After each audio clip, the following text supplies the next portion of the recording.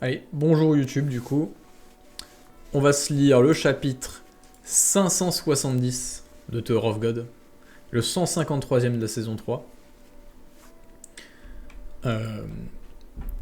Et on va pas trop tarder parce qu'apparemment il est gigalong. Elec, tu peux me redire si je dis des conneries? Tout à l'heure j'avais dit qu'il y avait 15 pages à peu près, je crois 15 pages de texte à traduire et 176 pages de webtoon en gros. Enfin, que le chapitre faisait 176 pages, quand tu découpais comme ça, page par page. C'est ça? Ok. Donc ouais, encore un truc, une longueur de taré, quoi. Genre. Puis c'est chiant parce que vu qu'on sait toujours pas si, on sait pas s'il est en bonne santé du coup, maintenant qu'il fait plus de notes. On se doute que ça doit pas forcément être top, mais... En tout cas, ouais, force à Elec pour avoir dû traduire tout ça. Et bon courage pour la suite, parce que voilà, t'es obligé d'enchaîner. Enfin bref. Puis oui, tiens, je le rappelle parce qu'on me le demande souvent en commentaire dans les rediffs de live. Mais le site internet où il y a les chapitres, traduit par Alex, c'est Tower of Electrica. Towerofelectrica.com. Je vais le mettre dans le chat, tiens. Hop. Tac, au cas où.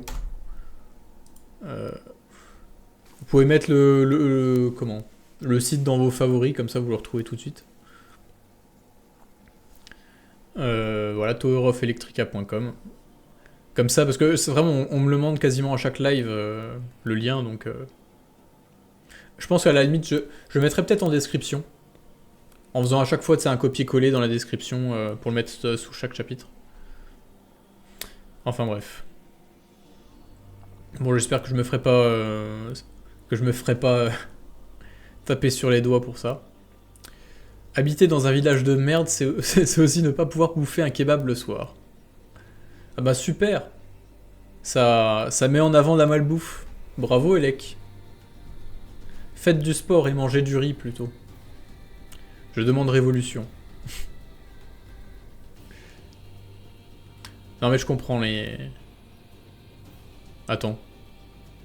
Aland a disparu. Oui, il est encore dans son lit à l'heure du coucher. Où est-il allé? Partez à sa recherche tout de suite. C'est vrai qu'il s'était fait défoncer par Gustang et tout ça. Enfin, je sais même plus si c'était par Gustang ou par un autre rankeur des Pobido. Lilian, tu nous rappelles les restos que tu t'as envoyés pendant les vacances? Non mais ça, c'était des bons restos, tu vois, c'était pas de la malbouffe. Et puis c'est pas moi qui ai payé. Ça brûle. Depuis que ce type a jeté un sort sur ma langue, j'ai la sensation qu'elle est en feu.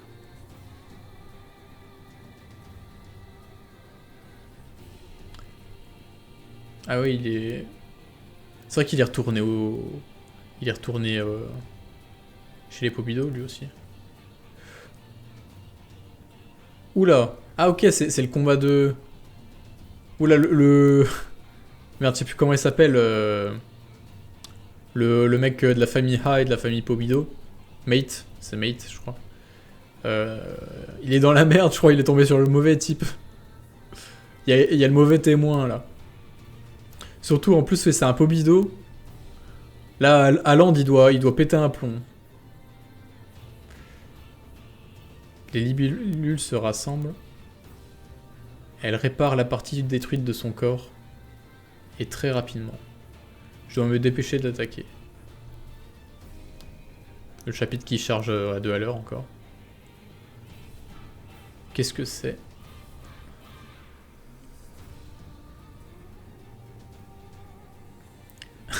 Je pense qu'il va se faire massacrer là. Qu'est-ce que tu fous sur le bateau mère de notre famille? T'as un Pobido? Ouais, il va se faire démonter. Réponds-moi. C'est l'un des naufragés qui était à bord de notre bateau mère. Son Flunchinso est très inquiétant. Il est dangereux. On rappelle qu'Aland, c'est vraiment le mec... c'est vraiment un génie dans sa famille. C'est un mec qui est très jeune, mais qui a un talent de fou. Donc si en plus, là, tu le stimules avec un truc et tout... Il y a moyen que ça devienne un monstre. Hein. Bouillant, c'est chaud bouillant. Que ce soit pour ceux qui l'entourent ou pour lui-même. Dis quelque chose, bordel, ma langue semble brûler. Ma langue... Oui, c'est quoi ça? Elle est en train de brûler. Cette puissance incroyable, c'est quoi ça? Mais c'est bien quand même que... qu'on foute des power-up à des mecs qui sont déjà rankers, tu vois. Les rankers, tu vois, ça a vraiment cette image de mecs un peu figés, en fait, dans leur niveau, qui évoluent plus ou qui évoluent à des échelles tellement longues que c'est comme s'ils évoluaient pas, quoi. Parce que c'est des mecs qui ont tous plus de 2000 ans et tout, et du coup, s'ils s'entraînent, qu'ils progressent et tout, ça, c'est très lentement. Donc t'as vraiment cette idée de stats un peu figées, quoi, des mecs qui sont cette puissance-là et puis ça évolue pas, contrairement aux réguliers.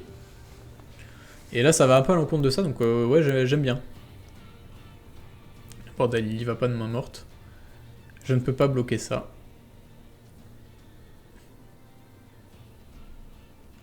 À Jinsung et Cha, près de l'hôtel, passage menant aux quais souterrains. Ces costumes-là, c'est vraiment le costume d'infiltration à la con. Hein. Déjà, le capitaine, il les a utilisés.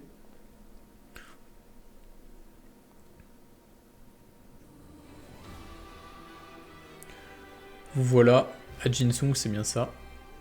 C'est un honneur de rencontrer en chair et en os un membre du Fugue aussi influent et estimé que vous. Tout l'honneur est pour moi d'enfin faire la connaissance de ce mystérieux contact infiltré au sein même de la famille de Lopobia. Au point où nous en sommes, pourquoi ne pas me dire ton nom pour commencer? Guroro, chef de branche.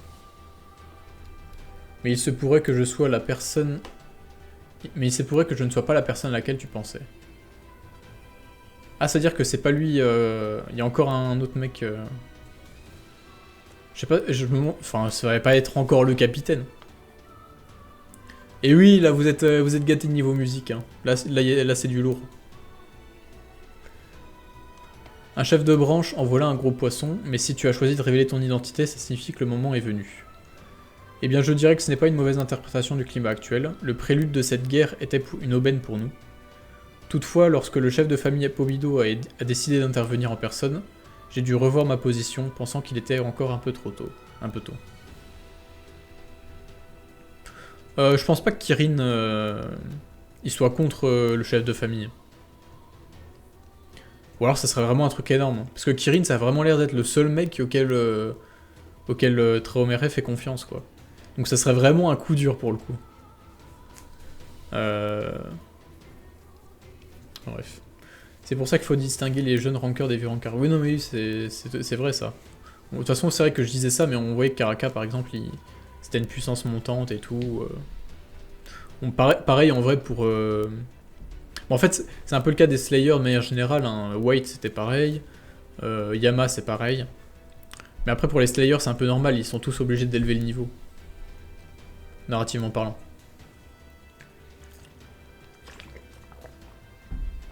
C'est plus au sein de l'Empire, en fait, que les choses ont l'air figées. Et c'est même cohérent avec le principe même de l'Empire, qui est que... Enfin, le principe de l'Empire, c'est la stagnation, quoi. C'est vraiment... la paix et la stabilité avant tout, et du coup, ben, rien ne bouge. Les puissants restent puissants, les faibles restent faibles. Vraiment ce statu quo permanent et tout. Donc voilà, si vous voulez, niveau les grandes familles, enfin les rankers des grandes familles et tout, tu vois, il y a pas forcément... Il y a peu de chances qu'il y ait beaucoup de progrès, quoi. Donc ça fait du bien d'en voir un des grandes familles qui pète un peu comme ça.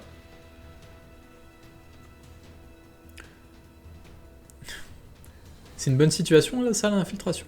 Oh, vous savez... oui, c'est un peu ça.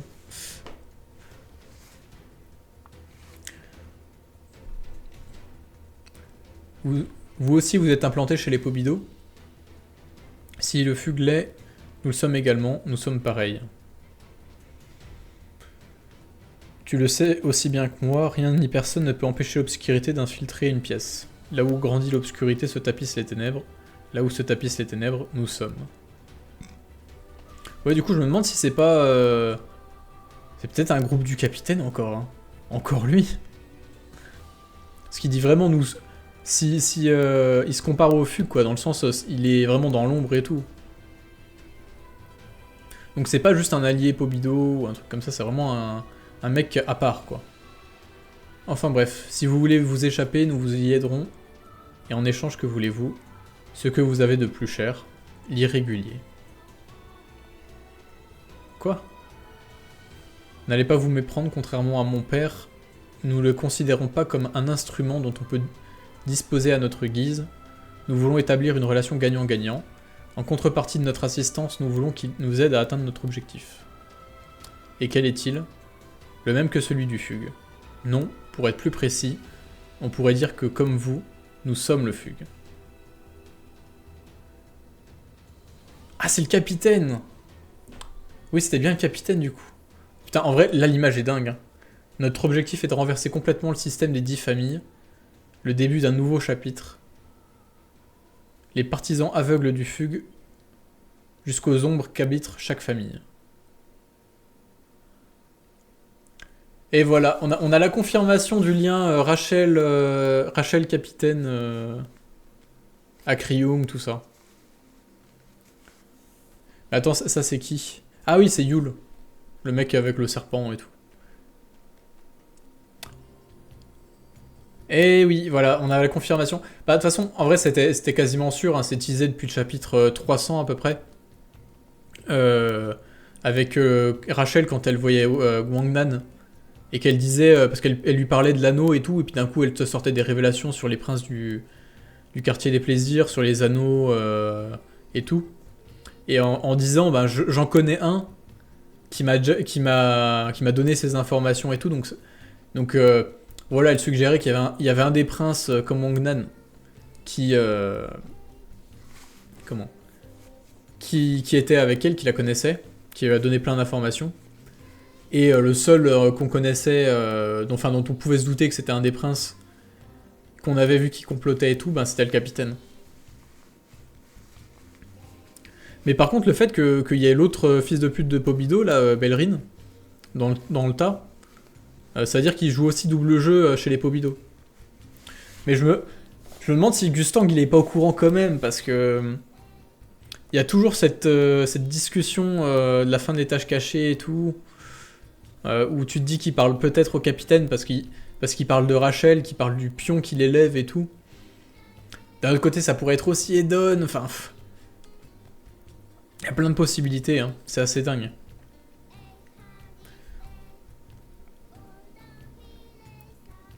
Donc... Et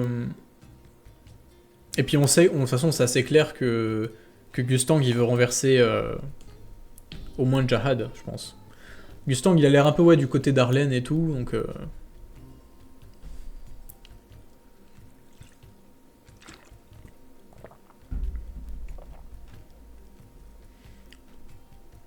En vrai, ça serait deux groupes qui partent de Arlène et V. Je pense pas qu'il y ait une séparation en fait entre les deux. C'est vrai que le Fugue est un peu plus relié à V parce que V c'était le maître de Luslek. Et que l'autre c'est peut-être plus un peu Arlène parce que s'il y a vraiment Gustang un peu derrière tout ça, lui on sait qu'il est vraiment attaché plus à Arlène et tout. Mais après, c'est tellement flou, on n'en sait rien du tout. Hein. Je pense que Luslek, il était autant attaché à Arlène qu'à V, à mon avis. Belrine veut la place de Gustang en tant que chef, c'est normal, je pense. Bah en vrai, je sais pas. Oui, peut-être que c'est juste un opportuniste qui se dit, bah vas-y, eux ils veulent renverser les grandes familles, donc je vais m'allier avec eux, comme ça je pourrais en récupérer les miettes, quoi. C'est possible. Ça irait bien avec la personnalité qu'on a vu, enfin qu'on a eu l'air de voir en tout cas au début. Enfin bref, on verra bien. Ou alors c'est un perso qui apparaît comme vaniteux, tout ça, alors qu'en vrai il serait peut-être moins monolithique. Peut-être que dans le fond, il est pas vraiment comme ça. J'en sais rien. Le Fugue normal descend de Luslek, donc serait descendant de V. Ici on a Rachel qui représente plus Arlène. D'une certaine façon, c'est plus symbolique qu'autre chose. Ouais, non, mais voilà, c'est un peu tout ça. C'est un peu ce que j'imaginais. Enfin, ce que je voulais dire, pardon.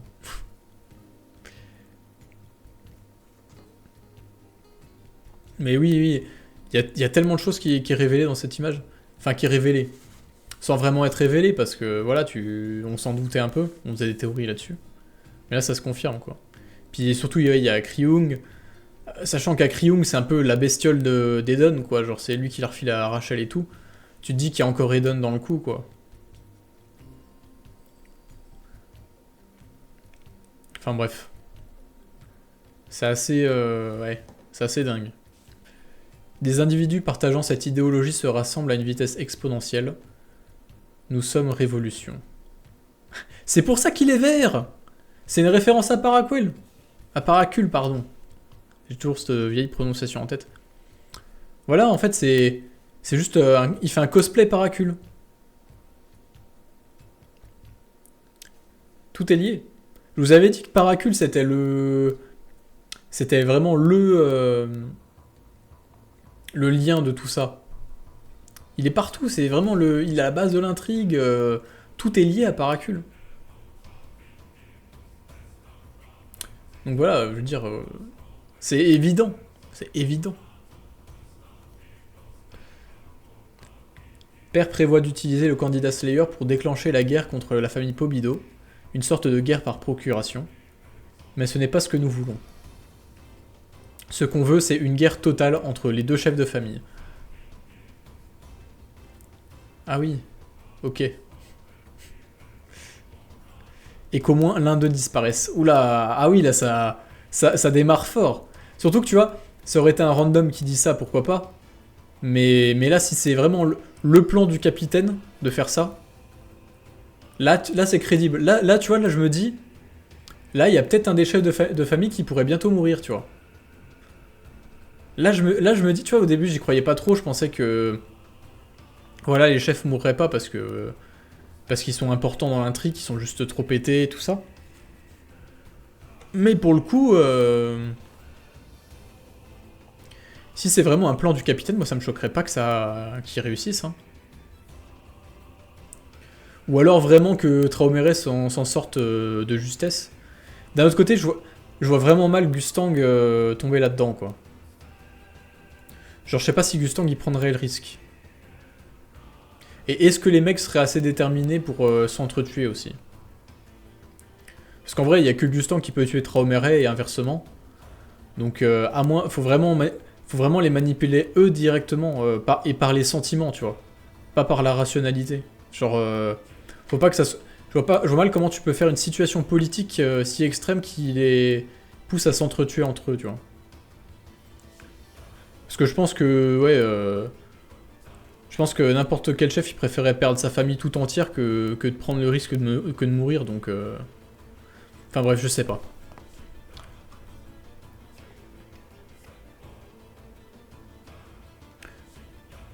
Et puis en plus, faut pas oublier que, ouais, déjà Gustang, niveau mastermind, voilà, c'est quand même là, quoi.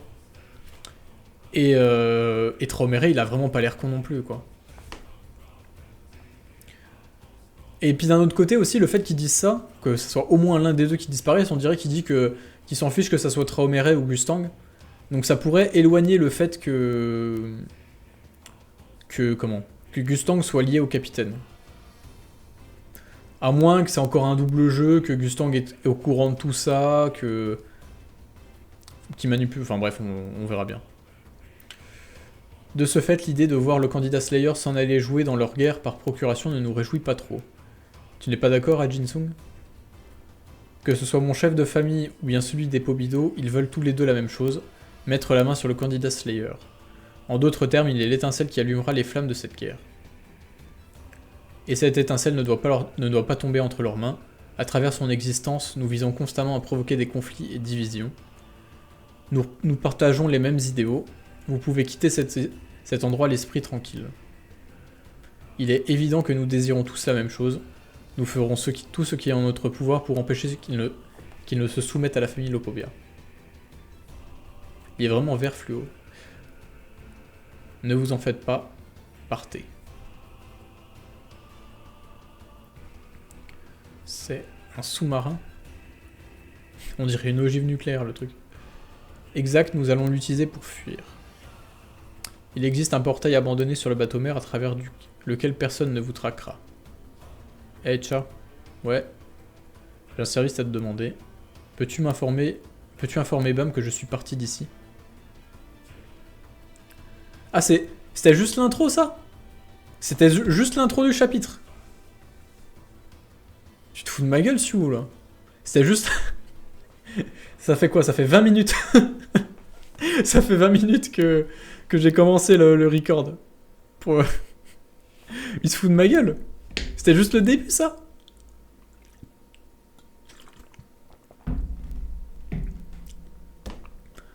Les gars, je crois qu'on n'aura pas fini avant minuit. Hein.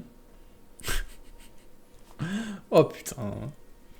Ah, il est on fire ce soir. Hein. Là, pour le coup, la rediff, je vais la partager avec la chaîne principale. Je vais dire gros banger ce soir. En train de se raconter ce qui leur est arrivé à chacun. Finalement, ils sont vraiment amis. Oui, il a une expression différente de celle qu'il arbore avec nous. Eh bien, pour une surprise, Pobido Tiara et Yuris Jahad sont ici.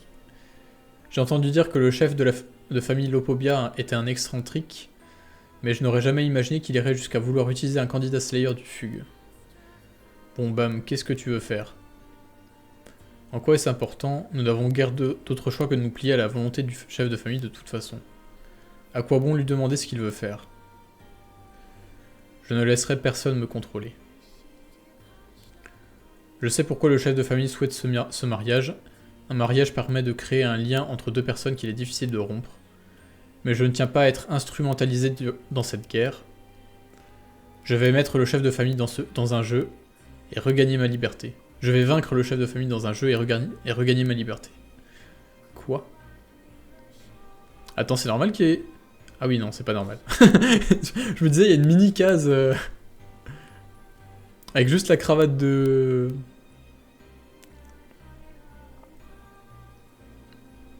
Ah tiens, un autre plaisantin sur le chat. J'épingle? Non, allez, je vais le virer. Ils sont où mes modos là? Ou peut-être que je l'offre un abonnement. Je sais pas. Non, allez. Salut Geoffrey. Merci d'être passé quand même. Ça a augmenté les stats. Hop. Je te jure, en lisant je pensais qu'il allait finir le chapitre sur ça. Non mais vraiment.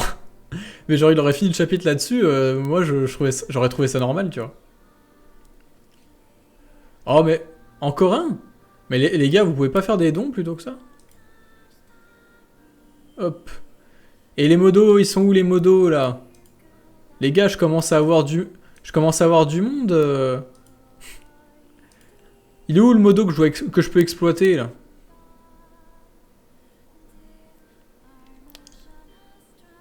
C'est un raid des trous de balles ou c'est... Mais vraiment. Bah, je vous dis, je commence à être trop bon en fait. Je commence à être trop fort du coup. Merde. Mais non, je t'ai pas bloqué toi. J'ai même pas utilisé. Tu vas être modo. Tu seras un utilisateur suspect et un mec modo. Merde, comment on fait pour mettre un modo? Merde, non, c'est pas ça. Oula. Ah, t'as 2 followers, Elec. C'est pas ça que du tout que je voulais faire. Hein. On peut mettre en modo des utilisateurs suspects?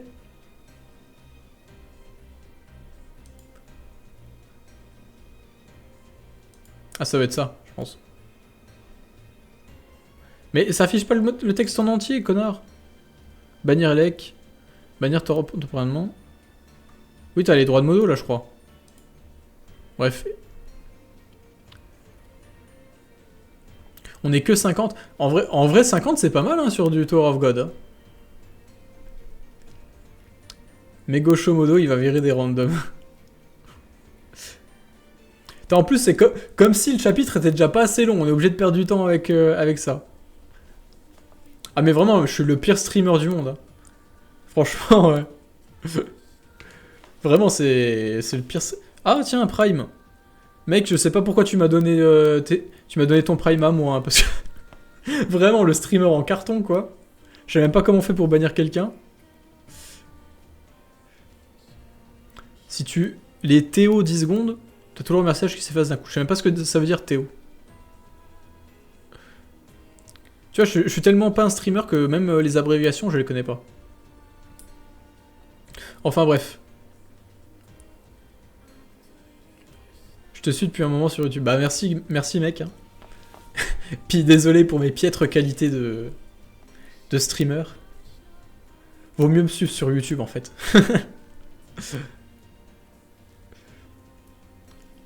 Bref. Ah, time's out. Genre les mute 10 secondes. Ouais, bon, de toute façon c'est bloqué, donc on s'en fout.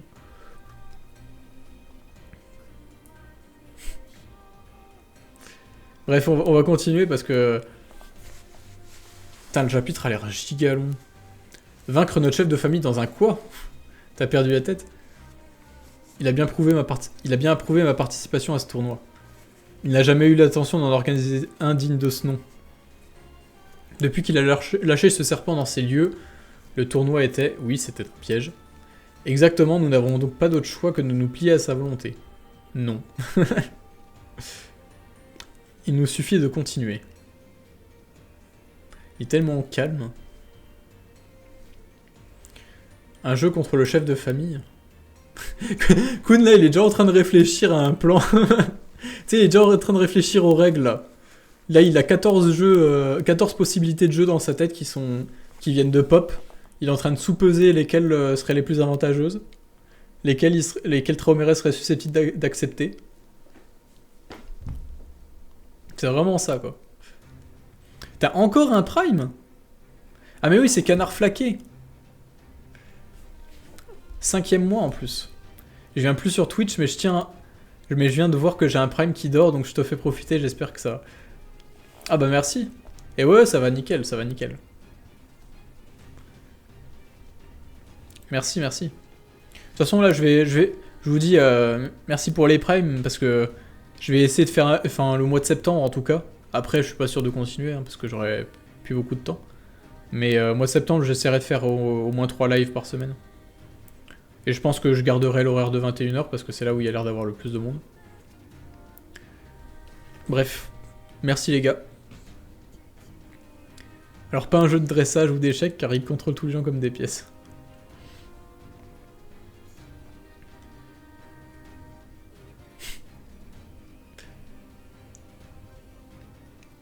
Vous m'écoutez depuis le début, cela ne me concerne pas seulement, que ce soit vous ou même ce serpent, chaque personne ici présente est libre de participer à ce jeu et de gagner sa liberté. Quoi? J'approuve. Je vous dis là, il est déjà en train de réfléchir. J'approuve, normalement, il aurait été impossible de passer un marché avec le chef de famille, mais il a déjà accepté ce tournoi avec pour enjeu la liberté de Bam. C'est dire toute l'importance qu'il lui accorde. Si tous les participants s'opposent à ce mariage, le tournoi n'a plus lieu d'être. En conclusion, pour obtenir Bam, il sera obligé d'accepter ce jeu contre nous. Nous allons le défier tous ensemble en mettant notre liberté en jeu. Tu sais, il va embarquer tout le monde dans un jeu contre le chef, ce connard. Si oui, vous êtes prêt à abandonner votre famille pour retrouver votre liberté, je vous offre l'opportunité de l'affronter avec moi. Là, il doit parler une autre langue, là. À mon avis, elles vont pas comprendre. Hein. Ou peut-être Chilial, je sais pas.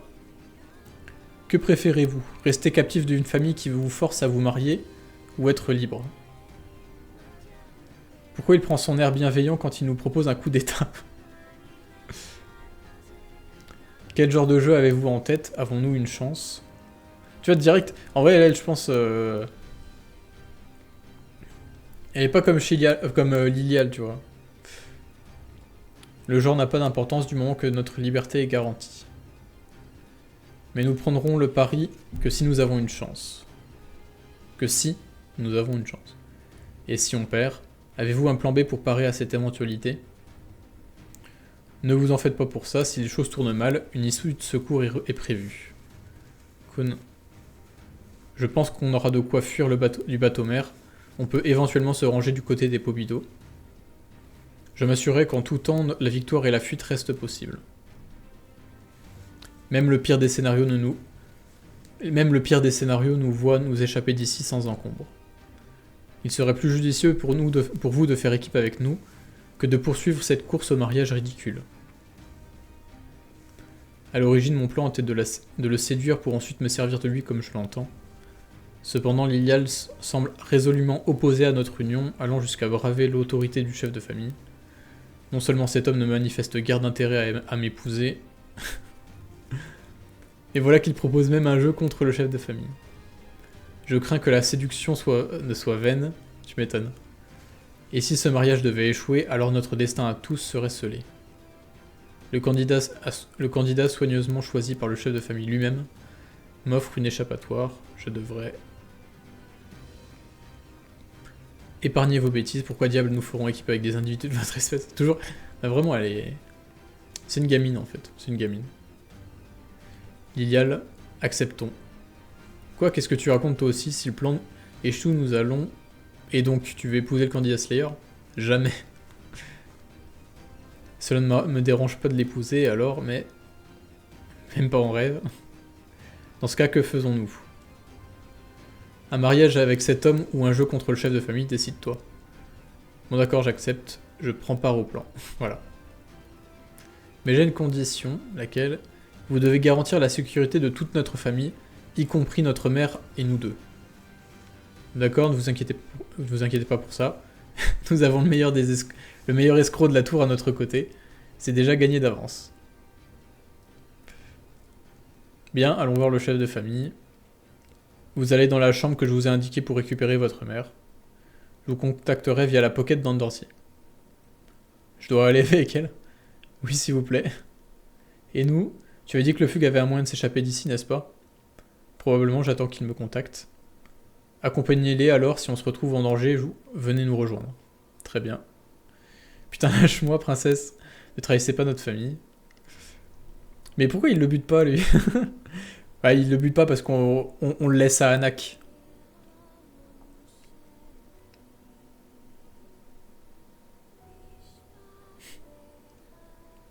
Ah, les blagues sur les blondes, là, dans le chat.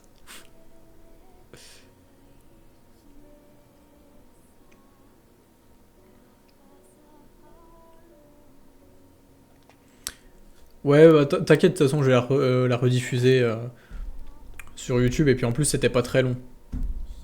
Ça a pas duré très longtemps. Et en vrai, il y avait des trucs intéressants à dire, hein, je trouve. Même si c'était rapide.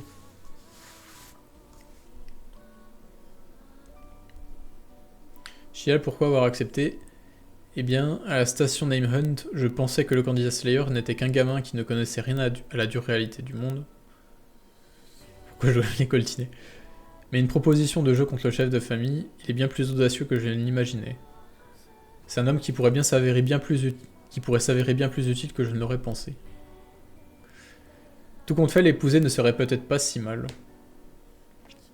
Arrête de raconter des conneries et file vite sauver ta maman, sale gosse. Au point où nous en sommes, pourquoi ne pas nous accompagner, vous aussi? Nous avons besoin de vous et de votre force, père. Au moins elle, c'est pas une sale gosse. Cependant, sous cette apparence, vous attirez trop l'attention. Veuillez à y remédier.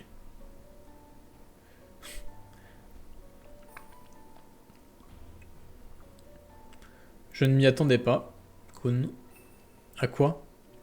L'ancien vous aurait assurément répliqué qu'il ne fallait pas se soucier d'elle, qu'elle n'était que des boulets, et que le plus important était que nous réussissions à nous s'enfuir. Tu me connais trop bien, j'allais justement te le dire. Quoi? Je plaisante, je savais bien que tu ne les laisserais pas tomber. D'ailleurs, je ne serais pas contre l'idée que ces princesses me soient redevables d'une faveur. Honnêtement, au départ, je comptais seulement t'inciter à fuir, mais en voyant ta réaction, j'ai laissé tomber l'idée. Je vois. Je n'ai aucune idée de ce qui se passe au lobby, mais contente-toi juste de courir et évite de te faire attraper en chemin. Je vais rencontrer le chef de famille seul. Ah oui, d'accord.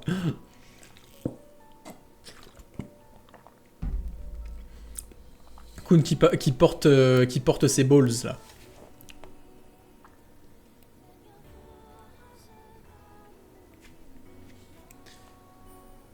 Mais c'est moi qui... Tu es notre seule monnaie d'échange dans ces négociations. Qu'est-ce que tu comptes faire après lui avoir livré la seule chose que nous avons à lui offrir? C'est vrai. Oui, Traomer est peut-être un chef de famille, mais tant que Bam est en notre possession, nous pourrons proposer ce jeu. Bien sûr, les chances de gagner et d'en sortir vivant sont infinitésimales. Ouais, puis tant pis, ça va sûrement s'arranger. Allons-y. Monsieur le candidat Slayer, c'est Dravi. Ajinsung vient de m'appeler pour me dire qu'il avait trouvé une issue de secours. Bien, envoie-nous ça.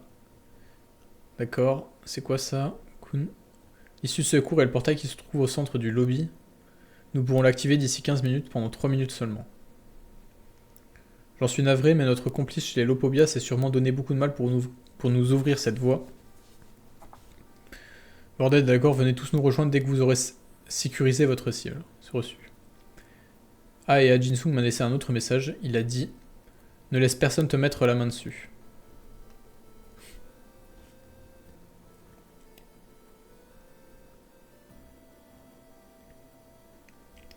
Ah oui, bien vu, Asriel. La faveur de Kun envers les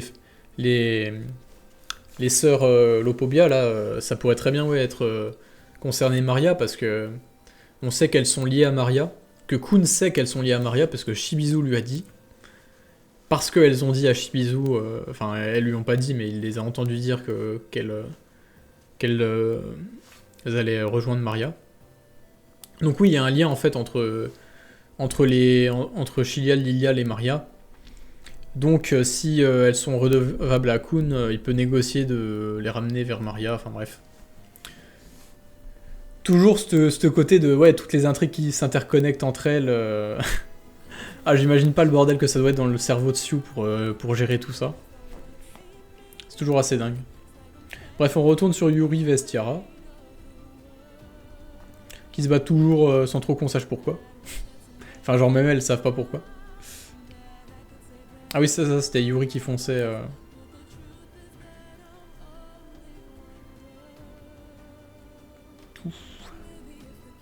Ah merde, encore les pages qui chargent.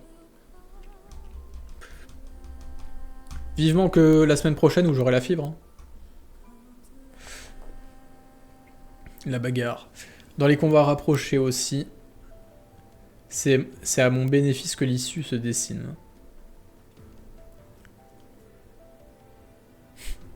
Gros coup de genou.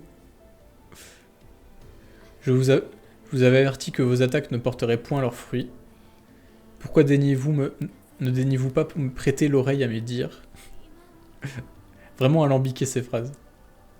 Oui, la page de zinzin. Mec, c'est un manga de boxe. Ouais, Yuri, elle a des jambes de taré. On est dans Hajime no Hippo, là. C'est vraiment une brute épaisse, ouais. Mais oui, je pense qu'elles peuvent juste pas se blairer. Hein. C'est vraiment les opposés, les deux.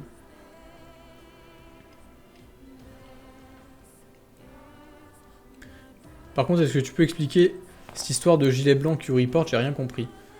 Bah, c'est une tenue de prisonnière, entre guillemets, parce qu'après le... Tu sais, elle a aidé Bam à la dernière station, du coup, elle a été punie et tout. Elle a dû faire des travaux d'intérêt général. Voilà, c'est ça, c'est sa journée de citoyenneté, quoi. Mais ouais, putain, le... Messieurs, il a toujours aimé bien dessiner des jambes en action, comme ça. Et d'ailleurs, je trouve que dans plein de combats, il y a un gros dynamisme juste grâce à ce dessin des jambes, en fait. Là, tu vois que vraiment, au niveau anatomie, c'est incroyable. Bref. La bonne bagarre. C'est pas grave si rien ne marche, je vais juste frapper, frapper et frapper.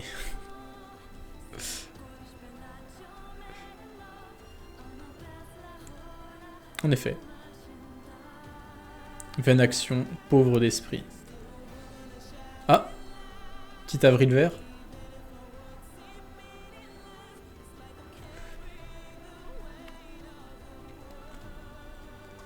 Hop, allez, dans le bouquin. Et oui, on rappelle que c'est un... Merde, comment on appelle ça? Un crochet? Non, un... C'est hook en anglais. Merde. Enfin, un hameçon... Ah, je sais plus comment on appelle ça.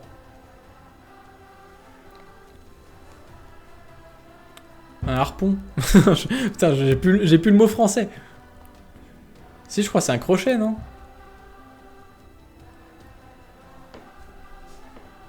Ouais, voilà. Ouais. J'étais plus sûr. Non, mais c'était pour voir si vous suiviez.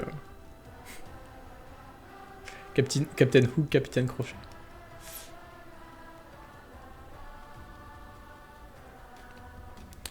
Activation. Ah oui, ça fait toucher en plus en même temps.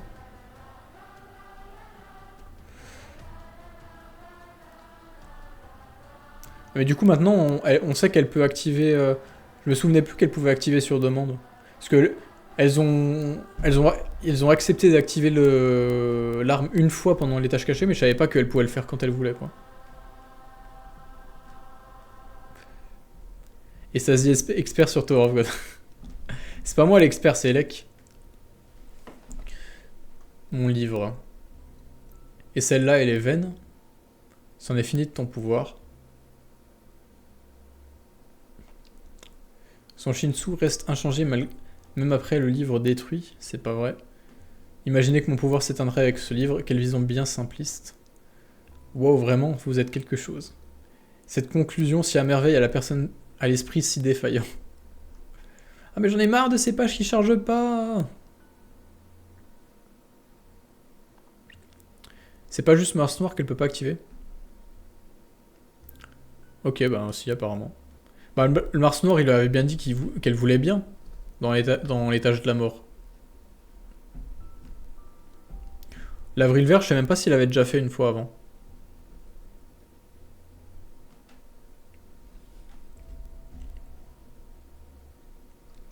Il manque une page, je crois.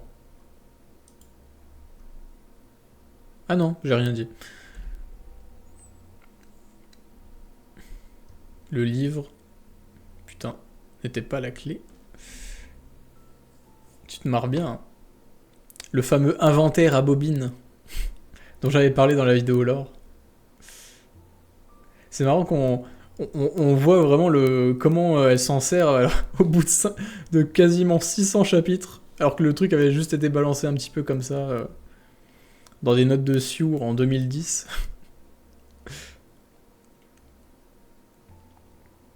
Oui, non, mais l'Avril Vert à l'étage de la mort, oui, je suis d'accord, mais à l'étage de la mort, je veux dire, c'était un cas particulier dans le sens où c'était vraiment... tu sentais que c'était... Bon, allez, pour ce coup-ci, on veut bien... on peut bien, quoi. Mais je suis pas sûr qu'elle ait activé qu'elle ait activé une arme des 13 mois depuis. Bah peut-être après, hein, j'en sais rien. Si c'est comme ça, je n'ai plus rien à perdre. Même si ce n'est qu'une réplique qui sert de trompe-l'œil, c'est une arme à activation qui possède autant de pouvoir que l'original. Parce que oui, on rappelle que le Mars Noir, c'est pas une épée... c'est pas une arme très puissante de base. Hein. Enfin, si. Mais je veux dire, à l'échelle des plus puissantes armes de la tour, c'est que dalle. Je crois que les deux rang B, quoi, en gros. Donc c'est pas déconnant qu'une haut ranker arrive à trouver une arme de substitution qui soit aussi puissante. L'intérêt des 13 mois, c'est vraiment leur particularité propre, quoi.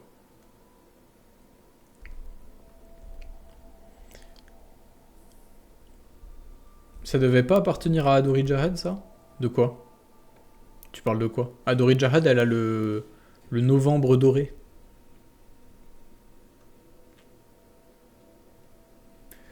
Ah, puis non, je pense que tu confonds avec... comment? Le truc à Adori Jahad, là, qui a un truc particulier, c'est un... Je sais plus comment on appelle ça.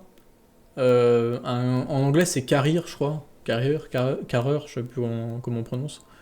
Ou en gros, c'est un mélange entre un tuyau, donc le truc qui porte les lances, et puis je sais plus quoi, entre trois trucs, là. Un inventaire d'armure, et puis je sais plus quoi. Bref. Un truc qui permet d'un peu avoir tout... Un transporteur, voilà. Oui, c'est ça, c'est un transporteur. Un truc qui fait, voilà, qui fait 3... Ou un porteur. Ouais. Les deux trades, je pense, elles marchent. Transporteur, je pense que c'est mieux dans le... ça correspond plus à la description de l'objet, tu vois. Dans le sens où c'est vraiment un truc qui porte tout, quoi. Ça porte les lances, ça fait bouclier, ça fait tout à la fois et ça permet de prendre n'importe quelle position. Ah voilà, tuyau, phare et inventaire d'armes. Ok, c'était ça. Donc qui permet de prendre toutes les positions, quoi. Qui est un truc qui apparemment n'est pas utile pour la plupart des gens parce que c'est juste infâme à contrôler. Et que du coup il y a quasiment que Adori Jared qui s'en sert. Mais c'est pas un truc particulier. Ce qu'a Yuri, c'est juste un inventaire d'armes avec des bobines. Ce qui est un truc assez courant en fait chez les... comment on appelle ça? Ce qu'attaque là, chez les pêcheurs. Puis d'où le vocabulaire marin d'ailleurs, hein, l'inventaire à... Tu sais, genre le crochet, l'inventaire avec le fil, avec la bobine. Tout ça, ça a vraiment le vocabulaire marin avec le pêcheur qui va pêcher sa proie, quoi.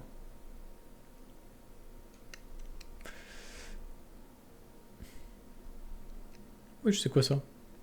Ah, c'est Haaland. C'est la bestiole d'Haaland, ça. La petite intervention salvatrice dans le combat. Hein? N'empêche qu'on a quand même un perso qui a réussi à mettre en danger Yuri, là. Là, le combat va être interrompu, mais... c'est quand même pas rien. Pour une meuf qui est pas princesse de Jahad...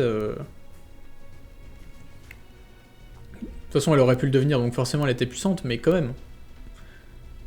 Sacrément pété.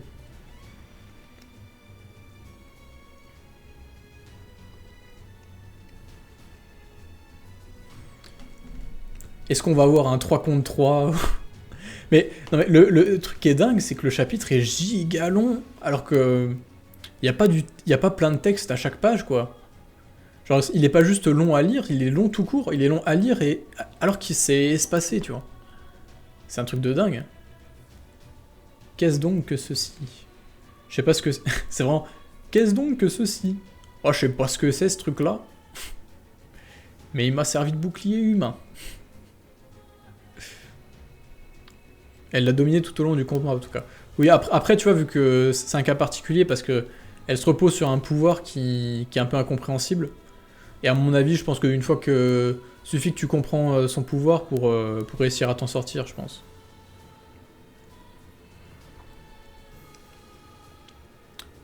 Ouais, il a vraiment pété un plomb, lui. Brûlant. À mon avis, il a dû massacrer le... le pauvre Matt.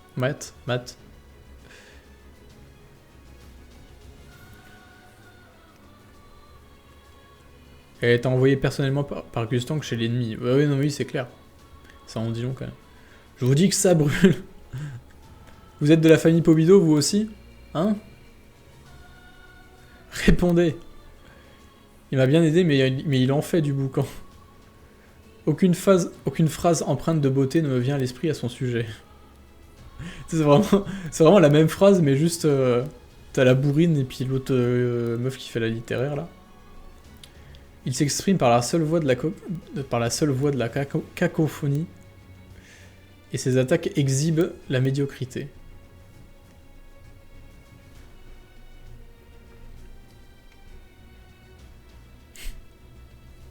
Ah ouais, à deux contre elle, quoi.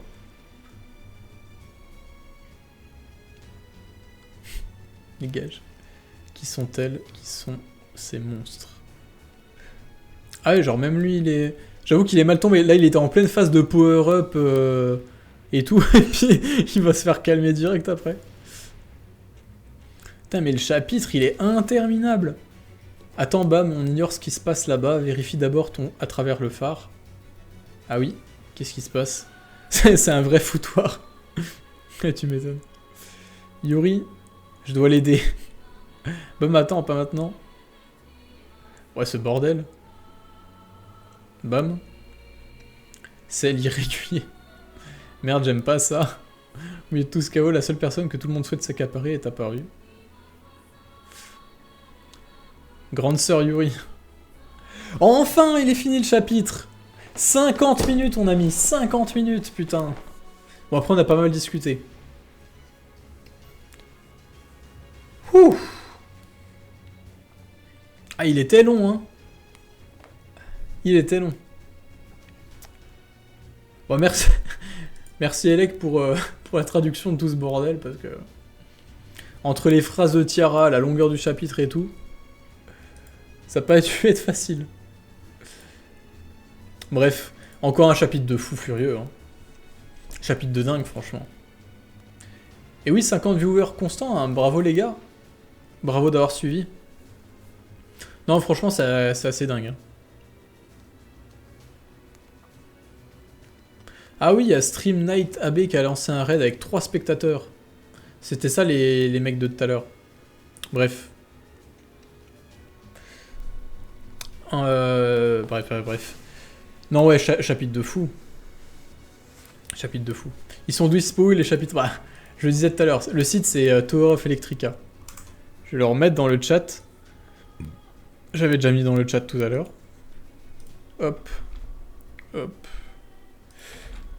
Allez, il faut mettez le site dans vos favoris. Non, vraiment, chapitre de dingue. Chapitre de dingue.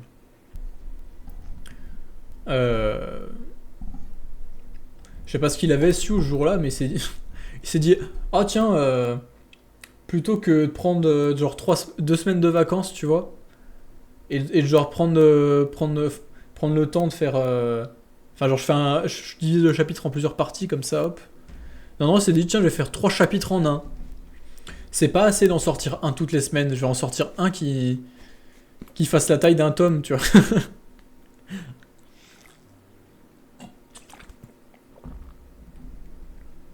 Ça n'a aucun sens. Ça n'a aucun sens. Bref. Non, c'était un truc de dingue. Et ouais, mais c'est surtout le début du chapitre, là, toute l'intro, qu'aurait pu être un chapitre complet, là, sur... qu'on révèle énormément, quoi, sur... comme ils disent, la révolution. Avec le capitaine et tout. Non, vraiment, c'est assez dingue. C'est assez dingue, ce chapitre. Et j'ai cru entendre... On m'a dit, pour ceux qui lisent l'héros et tout, que dans une dizaine de chapitres, il y aura un des meilleurs chapitres de Tower of God. Enfin, il y a quelqu'un qui m'a dit ça. Donc on verra ce que c'est. Hein. En tout cas, j'ai hâte. Sinon, t'as pensé quoi du chapitre de Chainsaw Man? J'ai raté la réaction. Bah, tu regarderas la rediff. Non, mais comme d'hab, c'était un super chapitre. C'était un super chapitre. Il y avait des trucs intéressants à dire. Enfin, bref. Non, vraiment, c'était chapitre de ouf, là, ce soir. Je sais pas si Elec veut dire un truc. Mais en tout cas, ouais, chapitre de dingue. J'espère que les autres sont pas tous longs comme ça, parce que... c'est épuisant. et puis pour Sue, j'imagine même pas. Non, je suis fatigué. Bah ça tombe bien, moi aussi.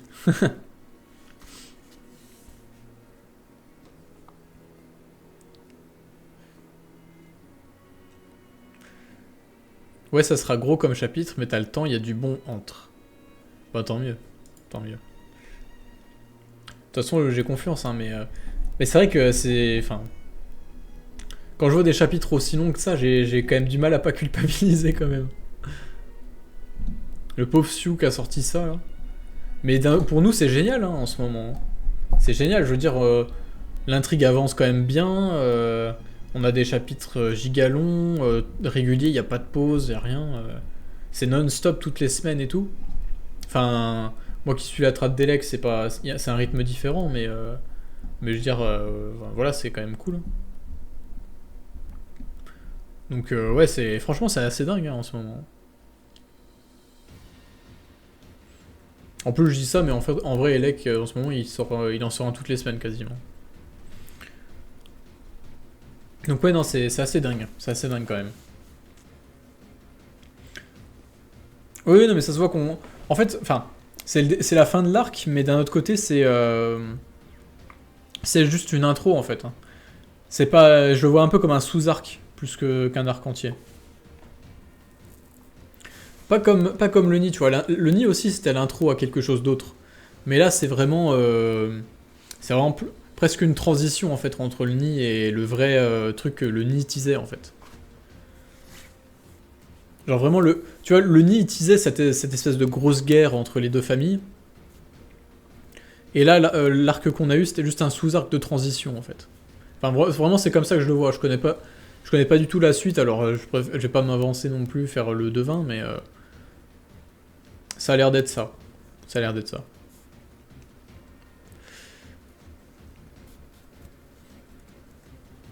On connaît toujours pas l'identité de tous les chefs de famille.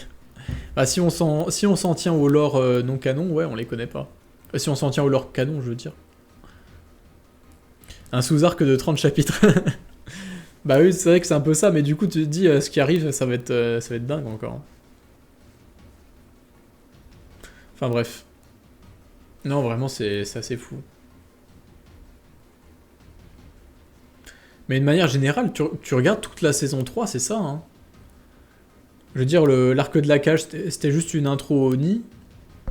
Le Nid, c'était juste une intro à la Grande Guerre. Là, c'était juste une transition post-Nid, machin. Non, non, vraiment, là, Ça fait 150 chapitres, là, de la saison 3, et on est un peu dans l'intro d'un tout nouveau truc, quoi. Il y a vraiment une grosse différence entre la saison 2 et la saison 3. Je sais que Sue voulait pas séparer les deux à cet endroit-là, que la fin de la saison 2, elle était plus tard que ça. Mais pour le coup, ça fait quand même une bonne séparation, je trouve. Tu sens vraiment une rupture dans la façon dont se déroulent les événements après la dernière station. Qui est un peu la fin de l'immense saga du train de l'enfer, quoi.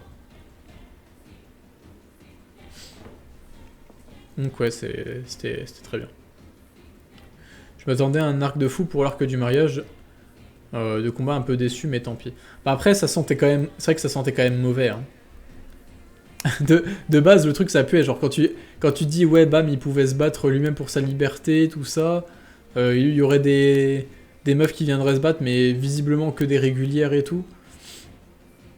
On savait d'avance que si vraiment c'était des combats classiques avec des princesses régulières et tout pour se battre contre Bam, que juste Bam il allait tous les massacrer, quoi. Genre, enfin qu'il allait gagner.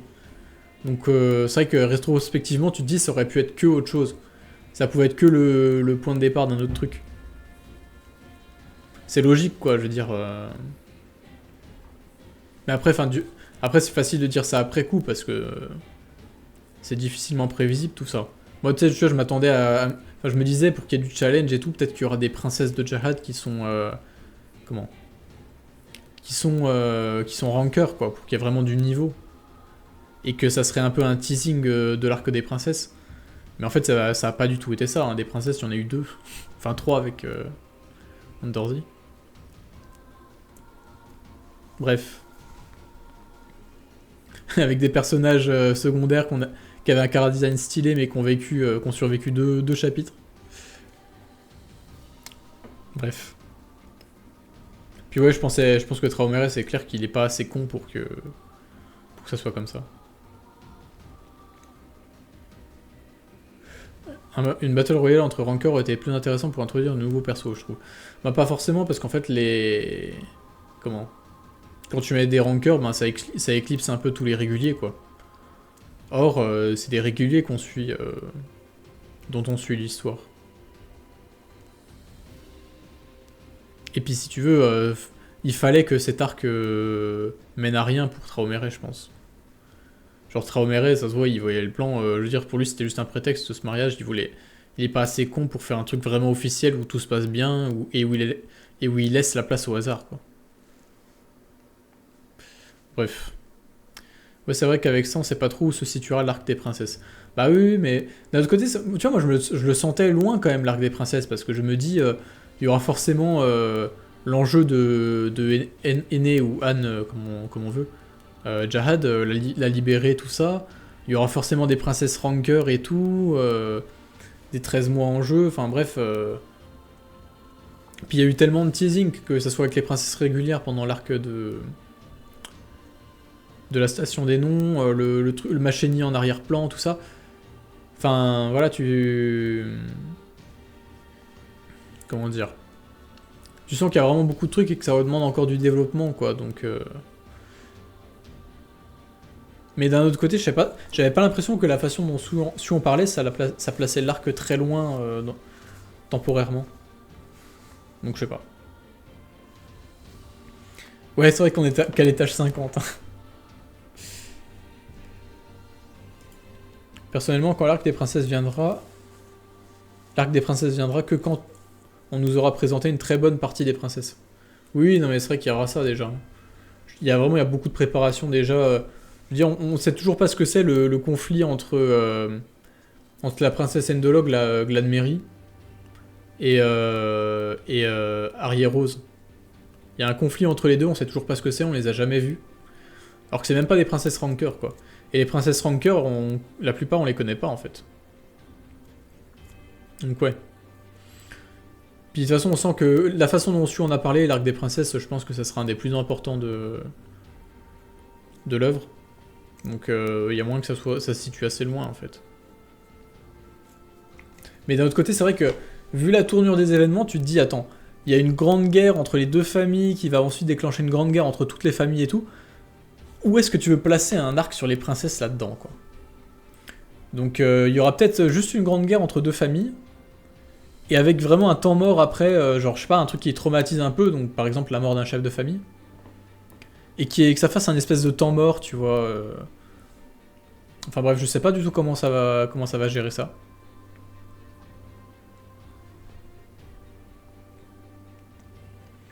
Bam, là actuellement il est au 50e, ou au 52e, je sais plus. Je sais qu'il est allé jusqu'au 52e, ça c'est sûr. Et après, on sait pas.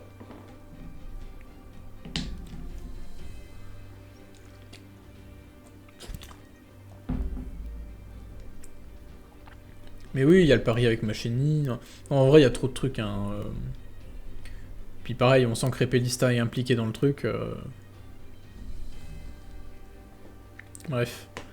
Vraiment énormément de possibilités, hein. C'est un bordel monstre.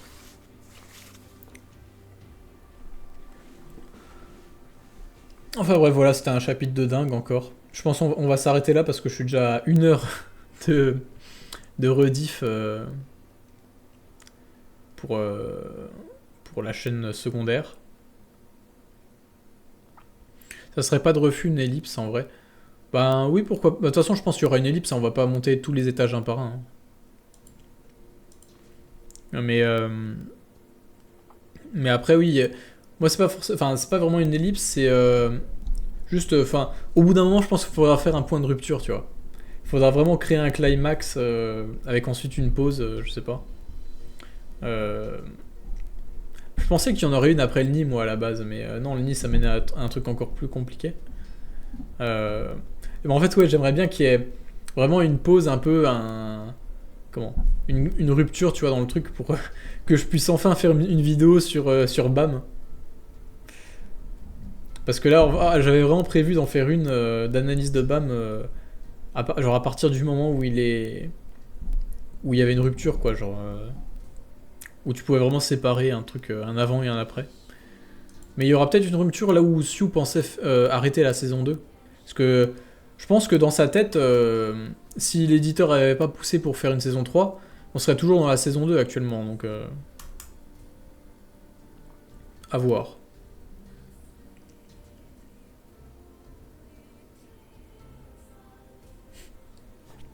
À voir, à voir. Ma question est peut-être bête, mais je vois pas trop l'intérêt pour Chilial et Lilial de traduire l'Opobia, surtout Lilial qu'on commence à connaître.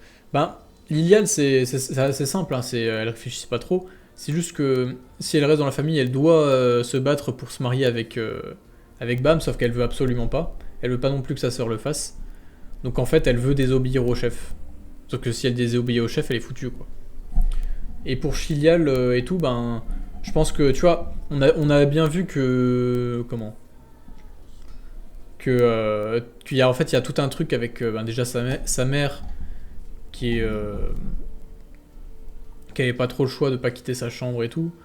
Il y a son grand-père qui mène l'armée Lopobia. Enfin bref, il y a tout un bordel qu'on connaît pas encore. Et on sent que ouais, je pense que sa famille entière, elle doit avoir envie de se barrer, de plus être sous l'influence du chef de famille, je pense. Surtout que Shia, elle réfléchit beaucoup plus que Lilia, hein. Je pense qu'elle, elle a compris qu'elle serait, enfin que voilà le carcan dans lequel Traumer la met, ça la met dans la merde, quoi, un peu. Je lui disais un truc, si l'atelier a créé les chefs le chef des gardiens qui connaît les techniques des réguliers, ça veut dire qu'il y en a eu avant Jahad et sa clique. Ben, peut-être. Siou avait dit un coup que le nombre d'irréguliers était secret dans la tour, quand on avait posé la question. Après, c'était à l'époque où il n'y avait pas encore révélé Arlène et V, donc c'était peut-être ça. Mais d'un autre côté, il y a de fortes chances, enfin, en tout cas, on soupçonne quand même pas mal, que Maxette lui-même soit un irrégulier techniquement, qui vienne de l'extérieur. Parce que c'est le chef de l'atelier et qu'on sait que l'atelier existait aussi à l'extérieur de la tour. Donc bon. Et qu'il était déjà là avant tout le monde, enfin bref. C'est possible que ça soit un irrégulier, donc voilà. Voilà, je crois qu'on va arrêter le live là-dessus, parce que ça fait déjà quand même pas mal de temps qu'on discute. Le live était très cool, hein. Ça a fait des stats. Ça a fait des stats, visiblement. Il y avait un paquet de gens ce soir.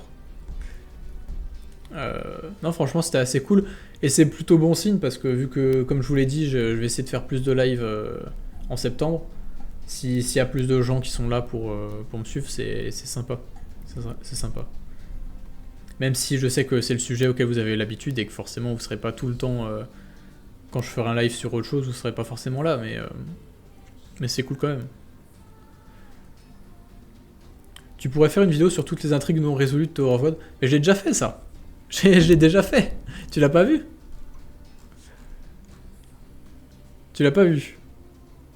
Bon, elle est pas à jour. Genre, il y a eu des nouveaux trucs depuis, mais cette vidéo-là, elle fait au moins 30 minutes et elle résume tout. Hein. Je crois elle spoil jusqu'au chapitre 500 à peu près. Enfin, genre le 485. Parce que j'avais dû la faire pendant la pause. Mais donc oui, il y a eu d'autres trucs qui sont un peu rajoutés depuis, mais pas énormément de trucs. Et elle est déjà pas mal.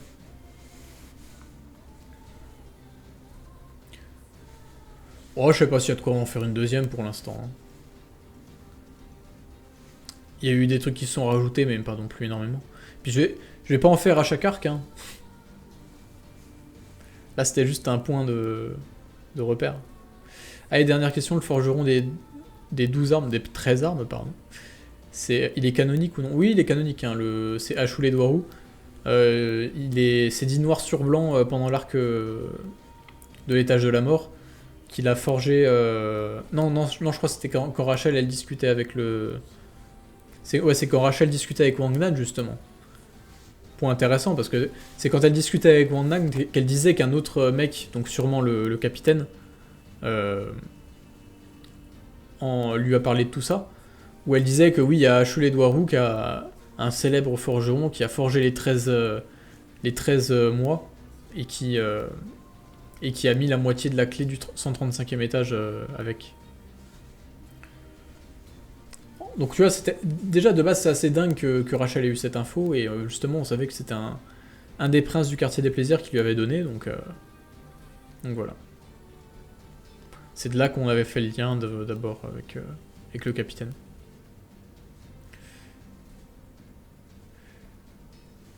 Non, c'est pas le créateur de Kranos. Kranos, ça n'a rien à voir. Bon, c'est peut-être le cas, après, on n'en sait rien du tout. On sait... Kranos, c'est une arme qui appartenait à Quadrado. Quadrado, qui a un rancœur sûrement hyper puissant. Parce que c'était un mec qui avait fait une partie de l'ascension avec le groupe de Jahad. Donc vraiment un mec pété, quoi. Genre... Parmi les rankers les plus puissants de la tour, hein. Tout pour faire simple. Parce que pour avoir participé au grand voyage avec Jahad et tout, c'est que c'était quelque chose. Et oui, il a perdu l'arme pas en attaquant, mais en affrontant Urek. Peut-être un affrontement amical, peut-être une dispute, on sait pas.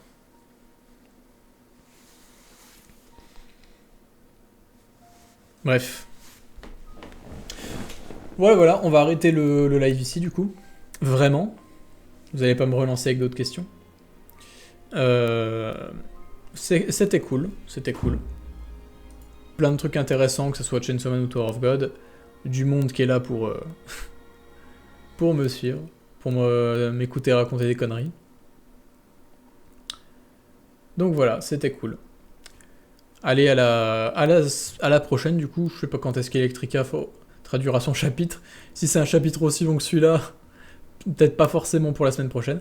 Pour Chainsaw Man, ça sera dans 2 semaines. Et puis sinon, voilà. Bonne nuit. Salut.